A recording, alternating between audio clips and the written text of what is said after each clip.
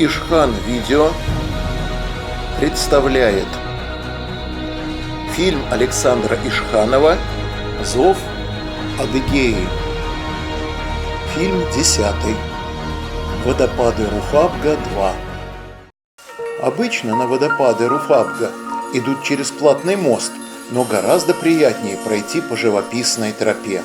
Паркуемся у Хаджокской теснины и идем вдоль реки Белая. По пути встречаются красивые обзорные пункты. Через 200 метров можно свернуть с тропы к красивому пляжу, расположенному между живописных скал. Здесь обязательно нужно сделать серию фотографий.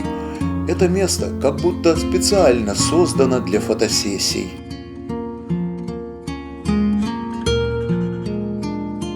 Уходить отсюда не хочется, но нужно идти дальше. Небольшой подъем, и мы выходим обратно к основной тропе.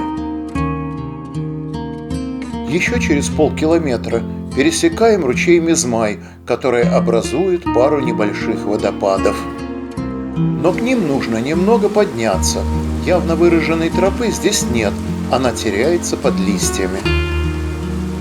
Водопады здесь не представляют особого интереса, но все равно место достаточно приятное. Идем дальше и продолжаем любоваться великолепием реки Белая. Взрослым, как детям, хочется забраться на каждую скалу, на каждый камень. Река Белая действительно очень живописна и никого не оставит равнодушным. Здесь непрерывно скальные каньоны сменяются водопадами и порогами.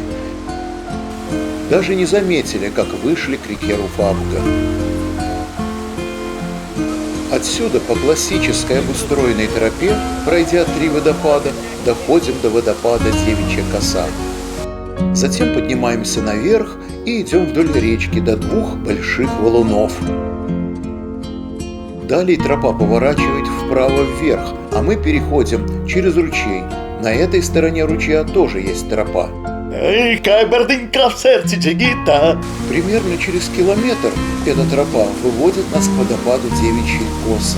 Отсюда, в 100 метрах, виден водопад Чаша любви. Подниматься к нему нужно по красной стрелке. Но мы были с маленькими детьми и решили не рисковать и закончить наш маршрут здесь.